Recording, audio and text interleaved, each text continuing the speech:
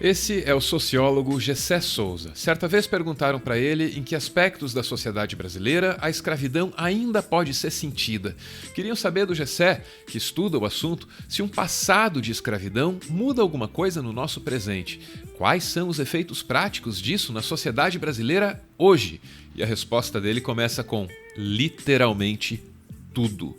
Com a escravidão, o Brasil aprendeu a naturalizar a miséria e o sofrimento alheio. O Brasil manteve essa subhumanidade até os dias de hoje. Nós não somos filhos de Portugal, né? Isso é uma maldade muito grande dizer isso para os portugueses, nós somos filhos da escravidão. Gessé explica que nós não nos importamos com a dor e com o sofrimento dos pobres. As evidências empíricas disso são claríssimas como a luz do sol, inegáveis para qualquer pessoa de boa vontade, é o que ele diz na entrevista. A polícia mata pobres indiscriminadamente e faz isso porque a classe média aplaude. O sistema econômico, ele nunca é só econômico. Ele não é só para explorar o outro.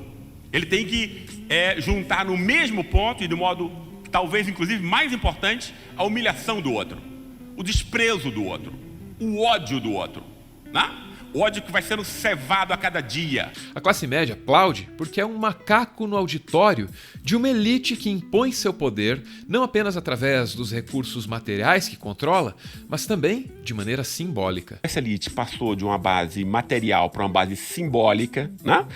Comprando a intelectualidade, comprando universidades, jornais, editoras, etc., né? Para colonizar o quê? A cabeça das pessoas, especialmente da classe média. Hoje, a gente vai arranhar a superfície da obra de Gessé Souza, torcendo para que cada instante desse vídeo seja um incentivo para que você mergulhe profundamente na obra dele.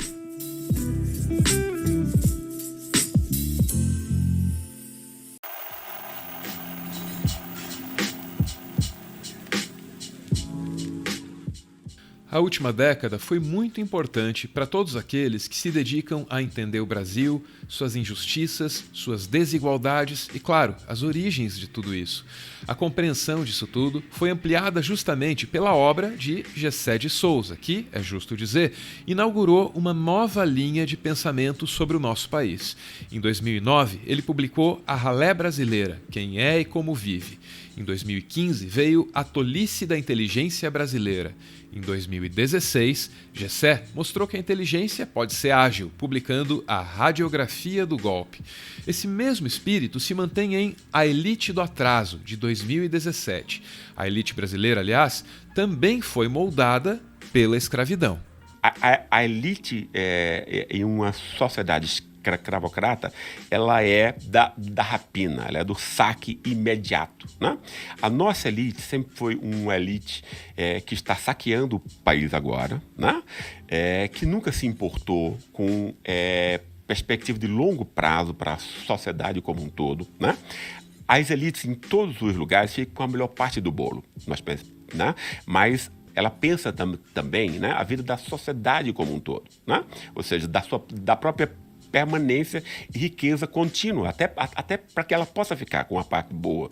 A nossa, nem essa inteligência ela tem, né? O nosso país está sendo vendido, né? Porque ela pensa nos 5 minutos. Agora, como é que eu posso roubar petróleo, roubar água, né? Comprometer o futuro de 200 milhões, né? E que se danem isso. É a escravidão que dá a cara para a elite brasileira e para os seus métodos, mas isso não significa que, ao longo da história, essa elite não tenha se transformado. Um momento decisivo para fazer a elite brasileira ser o que ela é veio na década de 1930. Naquela oportunidade, a elite de São Paulo, dona das fazendas de café e das grandes indústrias, perdeu o poder político para Getúlio Vargas. E essa derrota das elites aconteceu graças a um movimento de classe média. Uma classe média que, àquelas alturas, ainda era uma novidade dentro da estrutura social brasileira. Quando ela viu que não iria recuperar o Estado, no caso de Getúlio, tentou uma retomada do Estado pela via militar, perdeu. O que foi que essa elite pensou? Aí essa elite fez um plano dela, que demora até hoje, de como ela pode, ideologicamente, dominar a sociedade. Foi isso que essa elite percebeu muito rapidamente. Como você acabou de ouvir, a elite aprendeu rápido e se adaptou. Foi a partir daquela derrota, na década de 30, que ela percebeu que precisava exercer a dominação de maneiras diferentes diante da classe média e da ralé.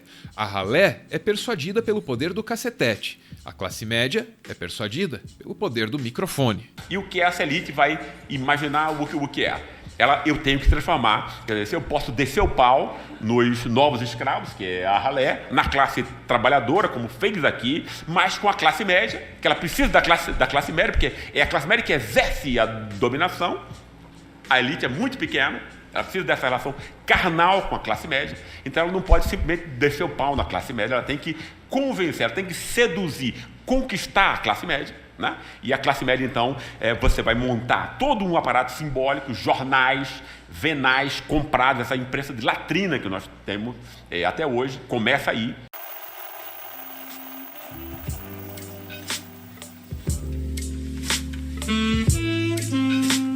Manipulando a classe média, a elite garante a manutenção do poder político. Só que, de quando em quando, na história do Brasil, algo dá errado para essa gente. Às vezes, encontrando uma brecha nesse plano tão bem articulado, surge um governo prometendo reduzir a desigualdade. Qualquer um que ameace, ainda que muito timidamente, mexer nessa estrutura social, atiça a ira, tanto da elite quanto da classe média. A elite precisa que os pobres continuem pobres para explorá-los com mais facilidade. A classe média precisa que os pobres continuem pobres para isso também, porque não gosta de fazer seus trabalhos domésticos. Mas tem outra razão.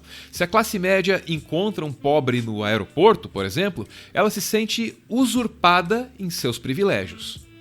Quero a raiva do pobre. Não quero que esse cara chegue à escola.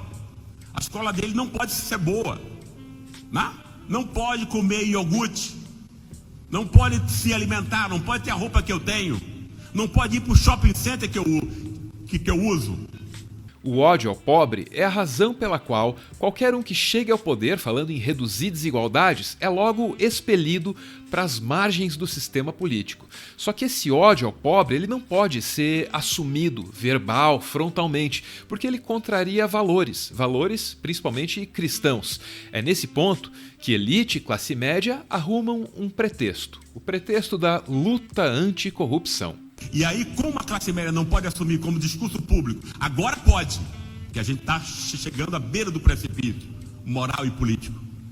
Mas antes ela não podia assumir, você inventa o pretexto perfeito, que é a corrupção. Você transforma o canalha em herói da moral nacional. O controle do Estado é essencial para que a elite continue sendo a elite. É através do Estado que a elite acessa o que é meu e o que é seu. Essa elite precisa do Estado para roubar. Quem rouba é a elite, primeiramente. Ela rouba de que modo? Primeiro, ela assalta o orçamento público. Rouba o orçamento público e faz o orçamento público pago pela população, hoje em dia pelos pobres, do seu banco particular. Sempre foi assim. Para manter o controle do Estado, a elite, exercendo sempre aquele poder simbólico, nos convence de que o Estado é a fonte de todo o mal. Ele rouba, ele vampiriza, ele suga. Muitas vezes, essa persuasão pode se articular com interesses internacionais. Os políticos são corruptos, não é isso? Então vamos entregar a Petrobras para quem? Para os estrangeiros honestos. Claro. Pessoal, é isso que está por trás desse esquema. A queda foi gradual, mas dá para dizer com certeza que em 2020 o Brasil já está no fundo de um fosso civilizatório. Uma leitura atenta de Gessé Souza mostrará que nós não fomos parar nesse buraco em função de um mero tropeço. Não, nós fomos empurrados para dentro desse fosso por interesses de uma elite imediatista que pensa muito pouco no próprio futuro, quanto mais no nosso. Não se imbeciliza um povo inteiro à toa. Você quer tirar a vantagem disso.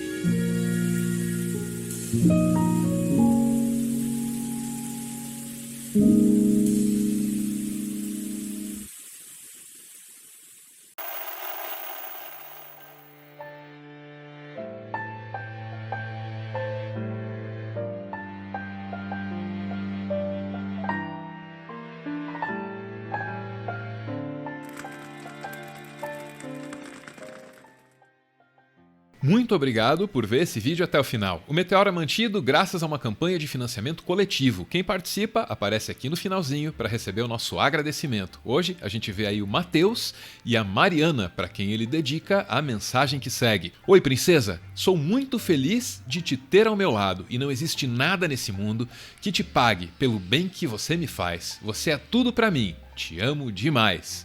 Beijo, gente. Valeu!